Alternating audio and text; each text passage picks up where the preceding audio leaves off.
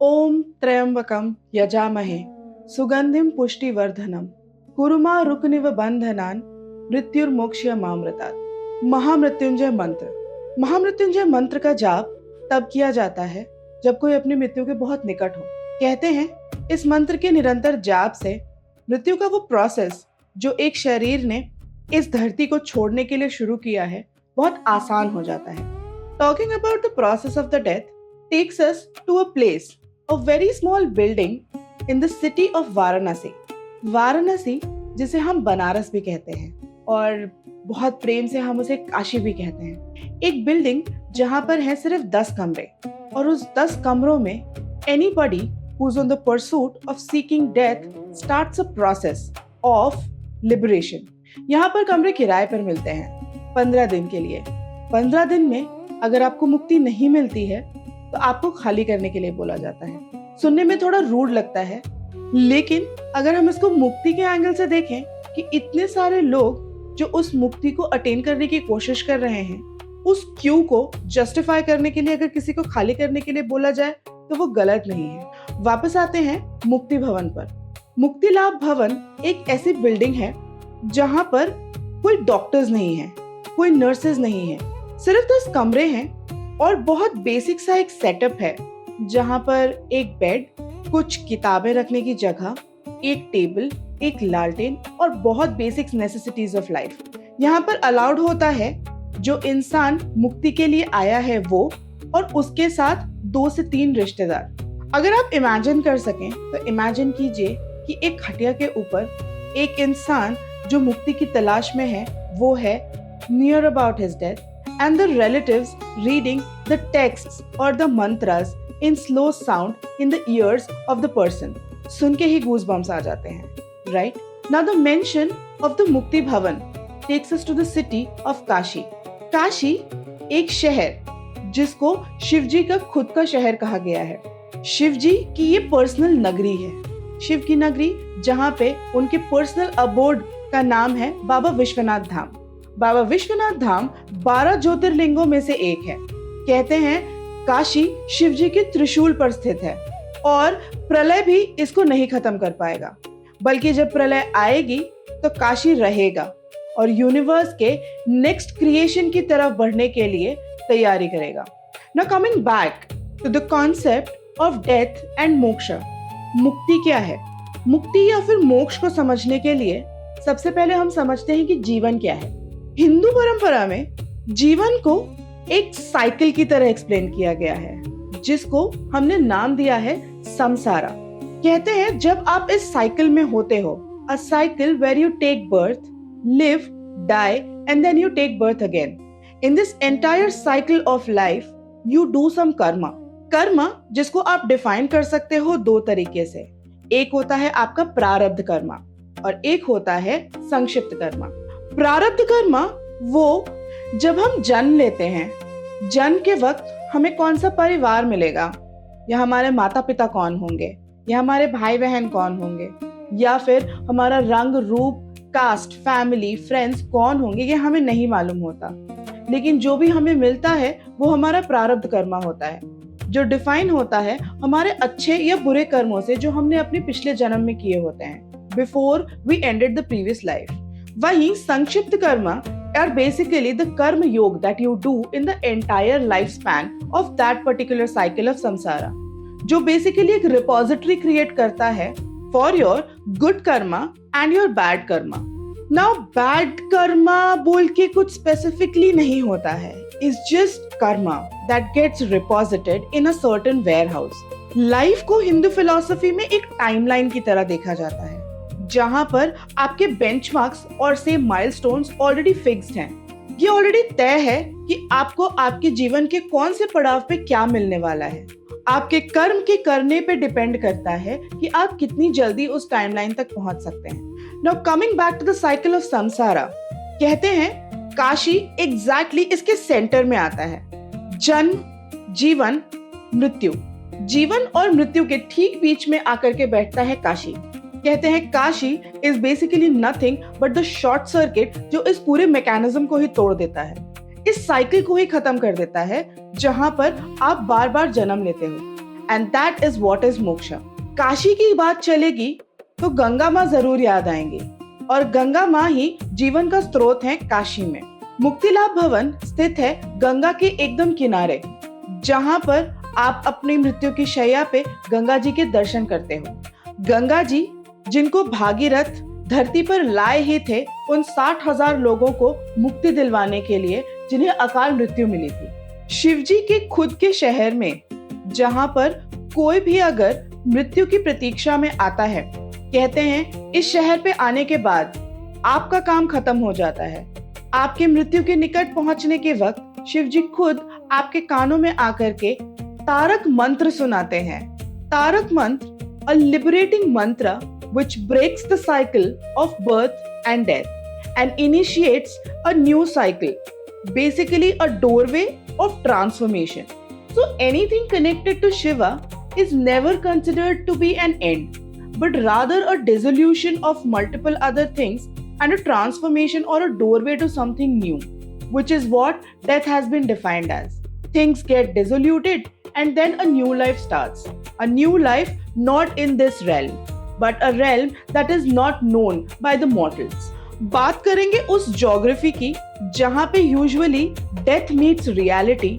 सो वो ज्योग्राफी को यूजुअली हर सिटी के से मैप में हमेशा सिटी से थोड़ा आउटस्कर्ट्स में रखा जाता है, so that it doesn't disturbs the city.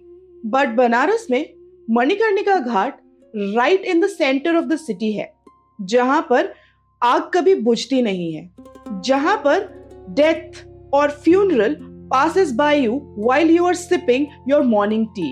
यहाँ के रूफटॉप कैफेज पे से आपको दिखेगा सीधा मणिकर्णिका घाट, जहाँ की आग हमेशा प्रज्वलित रहती है। कहते हैं यहाँ पर जिसको मुक्ति मिलती है वो दोबारा इस धरती पर कभी जन्म नहीं लेता। मृत्यु को काशी में एक अंत की तरह नहीं देखा जाता, बल्कि उस पंचलाइन की तरह देखा जाता है जो आपकी लाइफ की पूरी मूवी को बदल के रख देता है। Kashi is considered to be one of the most old inhabited cities, probably somewhere around 3000 years back. Hindu tradition में किसी भी ग्रंथ की या फिर पुराणों की बात की जाए और उसमें काशी का विवरण ना हो, ऐसा नहीं हो सकता। अगर 5th और 6th सेंचुरी तक की बात करें, जब बुद्धा का टाइम पीरियड था, तो काशी ऑलरेडी एक एस्टैब्लिश्ड जगह थी for a place which was considered to be a place for learning. Kashi से कुछ दूर स्थित एक जगह है जिसका नाम है सारनाथ। सारनाथ जहां पर बुद्धा ने अपना एनलाइटमेंट अटेन करने के बाद अपना फर्स्ट सर्मन दिया था। बुद्धा's first sermon here at Sarnath basically had set the tone of the nature of suffering that you bring upon to yourself if you are not on the right path. Now that right path to attain moksha has been defined in multiple books, texts and religions differently. किन्हीं ग्रंथों में कहा गया है कि a life of discipline moves you towards moksha. किन्हीं ग्रंथों में कहा गया है कि सेवा भाव से आप मोक्ष की तरफ बढ़ सकते हो। बहुत सारे ग्रंथों में ये भी कहा गया है कि भगवान का नाम लेने से, बेसिकली डिवोशन से, आप मोक्ष की तरफ बढ़ सकते हो। इन सारी मान्यताओं को अगर कुल मिलाकर के देखा जाए तो सब कुछ एक जगह पर आकर के एकत्रित होता है, डिसिप्लिन।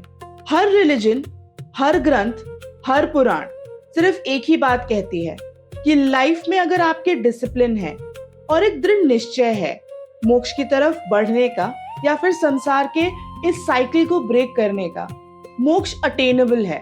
मुक्तिलाभ भवन और काशी की बात चली है तो मैं एक मूवी का जिक्र करना चाहूंगी। इस मूवी का नाम ही है मुक्तिलाभ भवन, जिसमें मुक्ति भवन को बहुत ही अच्छे तरीके से डिफाइन किया गया है। This is a story about a son and his father. A father who gets a bizarre dream one day and realizes that उनका अंत निकट है and that he needs to start the process of his death. Hindu परंपरा में कोई भी काम शुरू करने से पहले हम सेवा भाव को अटेन करते हैं। इस मूवी में गौदान की सेवा को दिखाया गया है। गौदान खत्म करने के बाद the father and the son go to Kashi to मुक्तिलाभ भवन and they take up a room there. इनकी स्टोरी बहुत इंटरेस्टिंग तरीके से दिखाई गई है, जहां पर after reaching this place the father gets a new transformation to his life. A transformation जो कि उनको मिलता है जब वो उन सेम तरीके के लोगों से मिलते हैं who are also on the same pursuit of death but are happy and looking forward to it. वहीं पर उनकी मुलाकात एक लेडी से होती है जिनके साथ उनके कुछ अच्छे रिलेशंस बन जाते हैं. That lady apparently was staying here for the past 18 years, wishing to die but was not able to. और इस मूवी में उन्होंने बहुत इजीली ये चीज को एक्सप्लेन किया है that मांगने से अगर मौत आती तो आज सब मुक्ति पा चुके होते हैं, बट मौत ऐसे नहीं आती, वो बस एक दिन अचानक आ जाती है. और वही होता है इस मूवी में. मूवी बहुत अच्छे पेस पे चल रही होती है जहां पर the father was enjoying his last couple of days with that lady, having fun, doing bhajan, doing Ram Naam, and doing a lot of other activities that he was actually enjoying. And the son, looking at his father, was feeling very pleased that his father in the last few days of his life will be happy and will leave the world on a happy note. At the same time, he was still struggling to manage his life. Basically, uska kaam, uska job, uski family, the wife and the daughter that he had left behind. He was juggling between those two lives. But still, वो किसी तरीके से खुश था seeing his father happy. The movie takes a turn when the lady passes away. It's a very pivotal point where the father realizes that he is maybe not able to move out of this realm because he is too deeply attached to his son. वहां पर वो उस attachment को खत्म करने की बात करते हैं and he asks his son to leave. The son is very jittery to leave. He doesn't want to. He asks his father to come back again and again. लेकिन वो मना कर देते हैं. वो कहते हैं मैं नहीं जा पा रहा हूं क्योंकि तुम नहीं जा रहे हो. The son leaves. उसके बेटे की जिंदगी बदल गई थी. एक इंसान जो यहाँ से गया था एक लाइफ में रमा हुआ, वापस आया हुआ इंसान एकदम बदल चुका था. He was not the same man. He had lost interest in everything. And suddenly, एक B-roll वीडियो पे मूवी का क्लाइमैक्स सीन होता है जहां पर he is sleeping and the phone rings. And the next scene is directly into the same room where he had left his father. The scene turns into the father and the daughter reading a diary जिसमें कुछ कविताएं लिखी थी उनके पिताजी ने. And they were reading it together and laughing and crying at the same time. Death को यहाँ पर इतना सुंदर दिखाया गया है that it is a moment of happiness and sadness both. This movie ends on a note where the death procession is taking place and the entire family is dancing. Movie से बाहर निकल करके अगर हम अपने वापस टॉपिक पर आए, इस मूवी को देखते वक्त आप इस मूवी में इतना एनग्रॉस हो जाते हो कि मूवी से निकलने के बाद approximately a day or two you are in a particular zone. That zone basically which defines that life is nothing but a matter of doing good deeds and attaining that liberation. Liberation, mukti, मोक्ष, तीन शब्द एक ही meaning. Kashi और मोक्ष आपस में intertwined है. They both go hand in hand. और गंगा की presence basically gives it a divine angle. Shivji के त्रिशूल ने काशी को संभाल करके रखा है ताकि प्रलय के बाद भी नवजीवन स्टार्ट हो सके.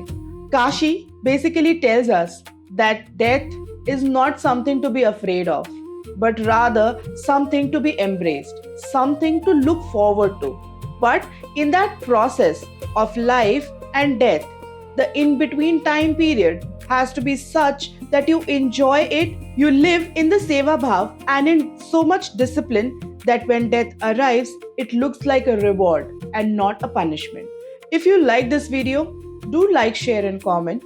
Also, subscribe to the channel. Let me know in the comment section below what next topic would you want me to cover. Till then, take care. Bye bye.